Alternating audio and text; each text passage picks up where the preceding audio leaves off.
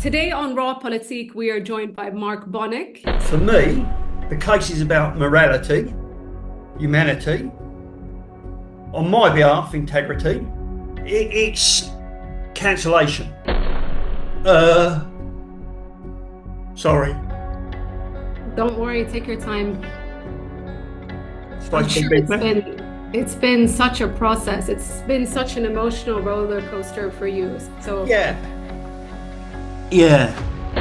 I'm just sorry the world's in the state it is.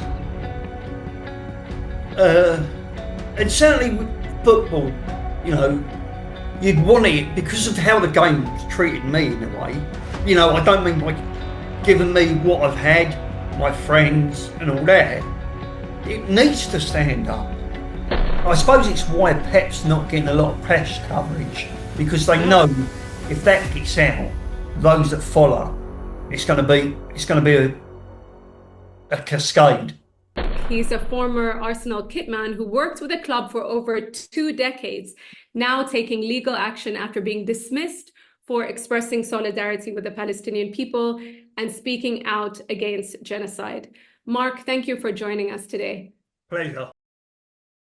So, Mark, for people who are just hearing your name for the first time and don't know about the case, can you tell us in your own words what this case is actually about?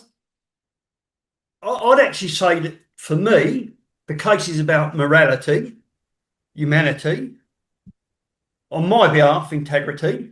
It's cancellation. People don't want to hear certain things said. I was on Twitter, X. I'd basically been speaking out against Zionist Israel and what was going on to the Palestinians probably from about 2014. Obviously, you get called anti-Semitic, and my first response to that is to ask them, show me where. Never got a reply because I wasn't, and that's been proven. Arsenal even said that, the FA. So you'd question things, and whenever I have a debate on anything, I want to make sure I'm right and I know the facts. So it means that I then go and look at things and I can then admit if I'm wrong. Educate myself. Arsenal seem to struggle with that. I did that.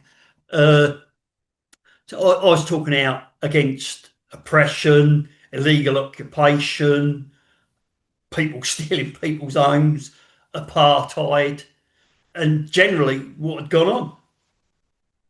And obviously, this particular day, something had come up, a tweet, and I responded. I made comment, and all of a sudden, this Never Again 2020, who's hiding behind a little slogan, accused me of being a neo-Nazi anti-Semite. So I've asked, well, he didn't come back, and you're like, wow. And all of a sudden, there's a pile on, and it literally is. And this guy must have gone researched me because at no time, even when talking football on Twitter, I mentioned, did I mention who I supported or who I worked for? It was generic. It was like, I love football, but I'm not going to tell you who I support. Uh, he's come back saying who I worked for. It tells me what he's going to do, basically, bragging about it. Look at me, I'm the big man. I can hide behind this.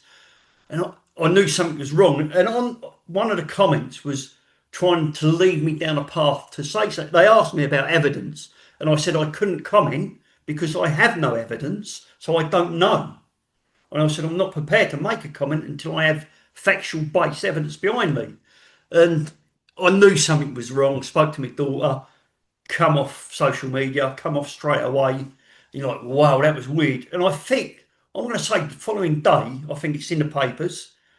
I'm off because the boys are in education. I get a phone call from the operations manager telling me I'm suspended. And I'm sure he says I'm suspended for anti-Semitism.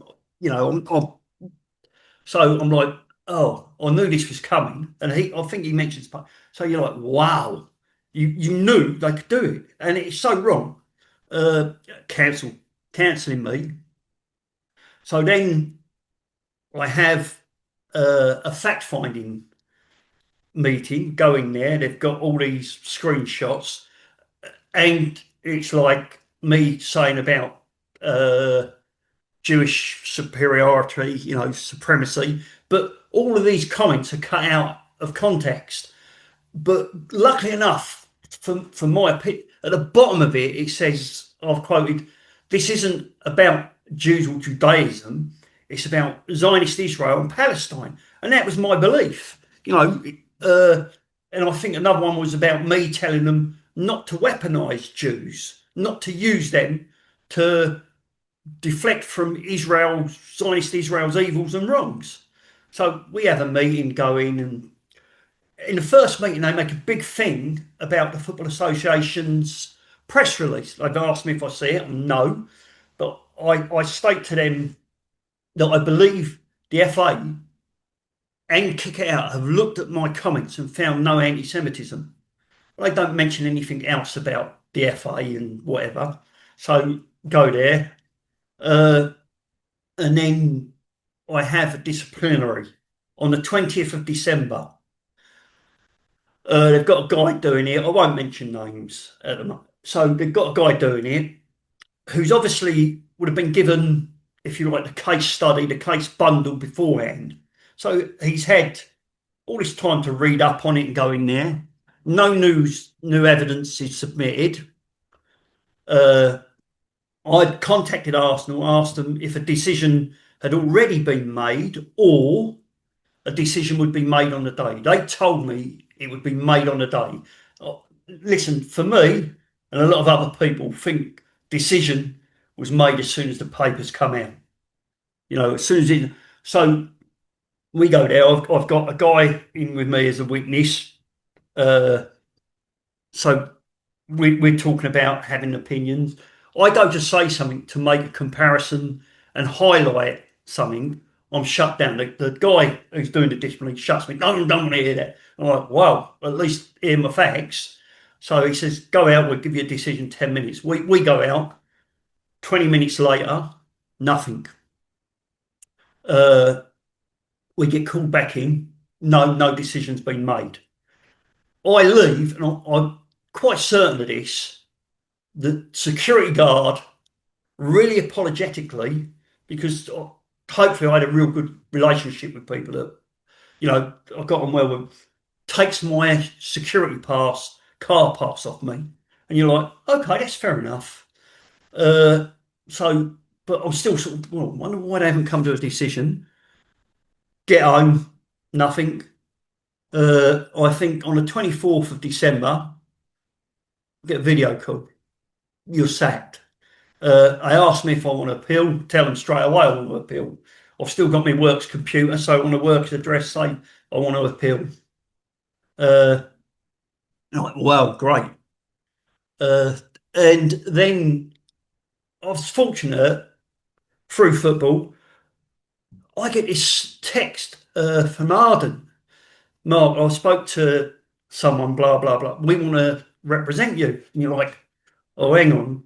And trying to do the right thing, I phone Arsenal. And I won't swear. I'm basically told to go away, go speak to Citizens Advice. And I thought, wow, okay, you want that? I'm going to phone these people up. European Legal Support Centre. So call them. Brilliant. Sorry. Don't worry, take your time. I'm Supposed to sure be it's been such a process. It's been such an emotional roller coaster for you. So yeah. Yeah.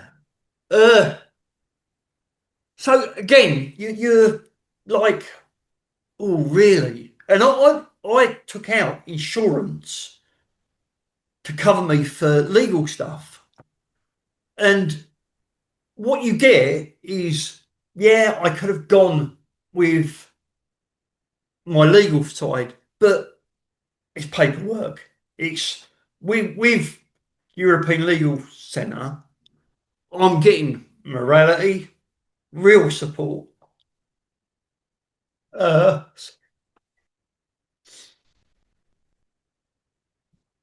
Sorry. No, you shouldn't apologize. This is hard. It's really hard. And just as experience what you're experiencing now, I should just add that there are so many regular people that are suffering unnecessary consequences, like losing, their jobs or their visas or their scholarships, just for It, speaking the truth, Mark. So your experience speaks to so many other people's experience that have been unfairly, unjustly treated. you get to a stage. Sorry, I'm supposed to be a big hard man. Uh, You're not old, first of all, so big man, big man.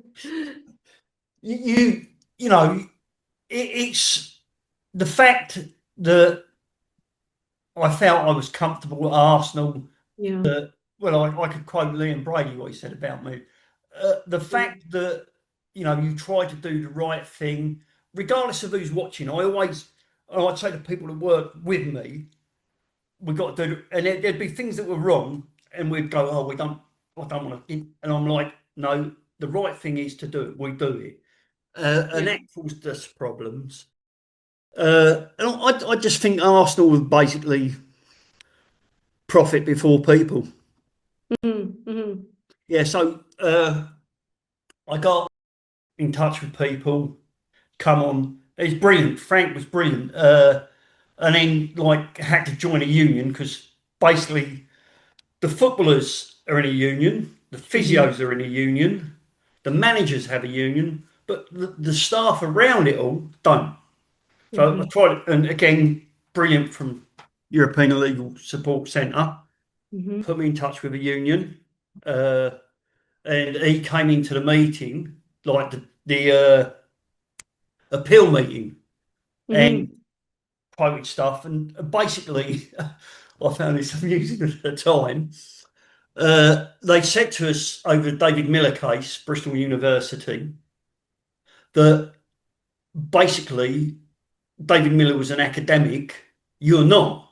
And I'm like, so you're saying the fit kit man can't have an opinion? Where's the equality in that?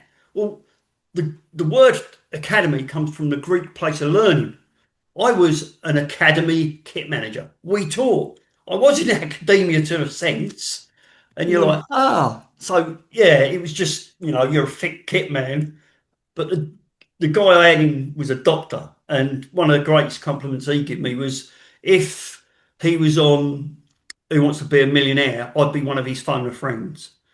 So, I love that. yeah. Mark, can you tell us where does the case stand now?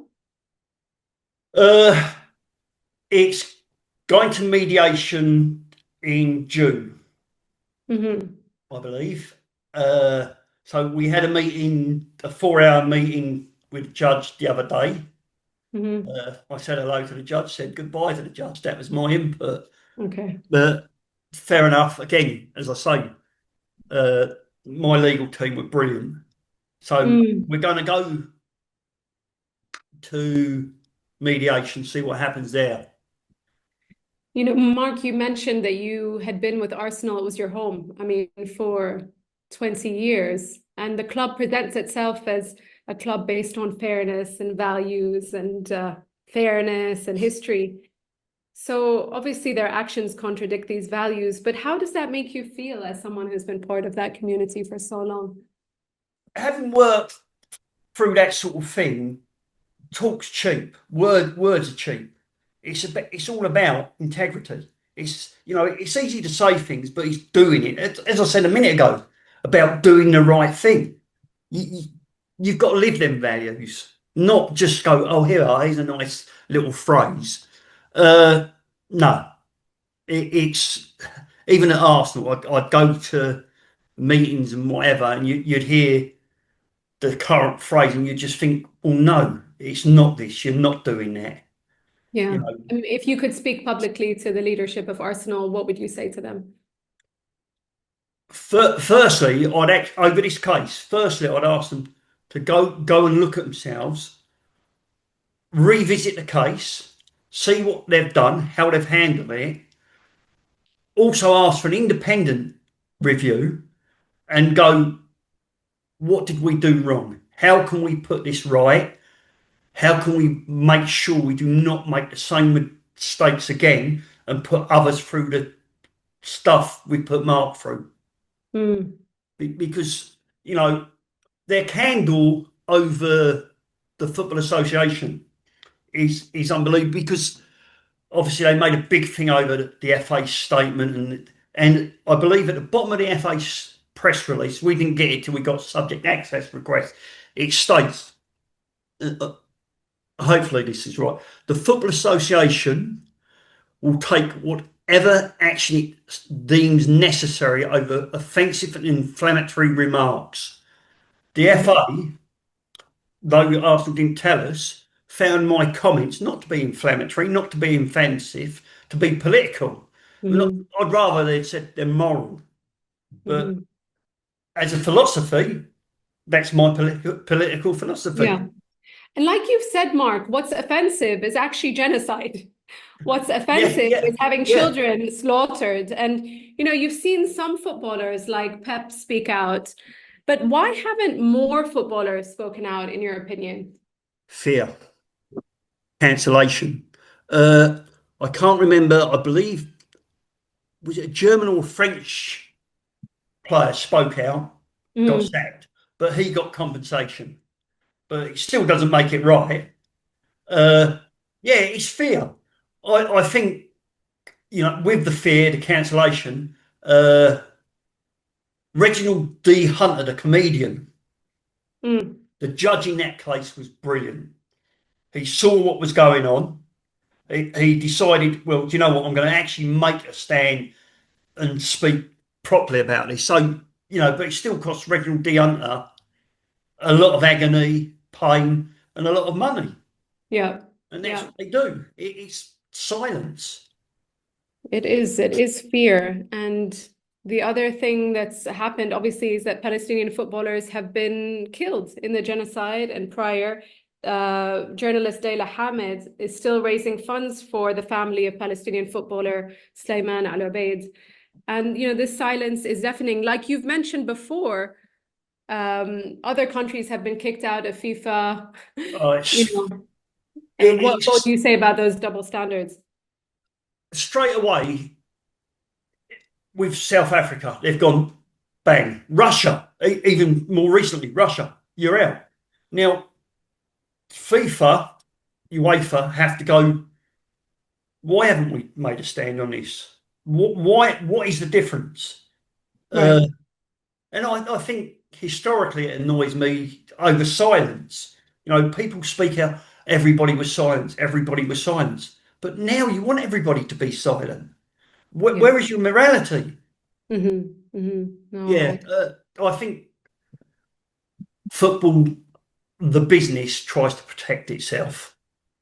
hmm hmm Well, Mark, what you've done has been very inspirational, and we wish you all the best with your mediation. And Thank you. thank you for everything that you've done. Thank you for your strength, and I'm happy that ELSC has been supportive. It's the least that we can do. Mark, is there Yeah, anything you would like to add before we conclude? uh, I'm just sorry the world's in the state it is. Uh, and certainly with football, you'd want it because of how the game's treated me in a way. I don't mean by giving me what I've had, my friends, and all that. It needs to stand up. You want more from it. But I suppose it's why Pep's not getting a lot of press coverage, because they Yeah. know if that gets out, those that follow, it's going to be a cascade. Mm. So it's also the mainstream media bias. It's fear Yeah, on their yeah. part, but also the fact that it's just not covered. Oh, 100%. Mm. Yeah. And this is a time where people need to be speaking out. So then I just say, Mark, thank you again for your voice. Not a problem. Thank you. Thank you for joining us today. No, brilliant. Sorry about my emotional state.